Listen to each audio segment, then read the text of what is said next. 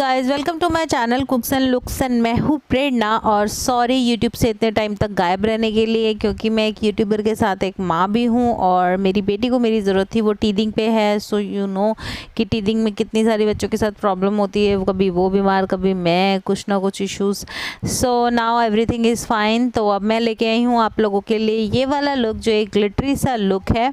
बहुत ही easy busy सा और बहुत ही प्यारा सा लुक है और बहुत ही ब्यूटीफुल सा है। आप इसे साड़ी, सूट या वेस्टर्न के साथ कैरी कर सकते हैं। मैंने इसको ऐसे ही बस एक ड्रेस के साथ थोड़ा सा कैरी किया है। इसके साथ मैंने ज्वेलरी पहनी है ऑक्सीडाइज। आप अपनी पसंद से कोई भी ज्वेलरी पहन सकते हैं। लुक को अपनी तरफ से आई शेडो के हिसाब से चेंज कर सकते हैं अपनी ड्रेस के हिसाब से।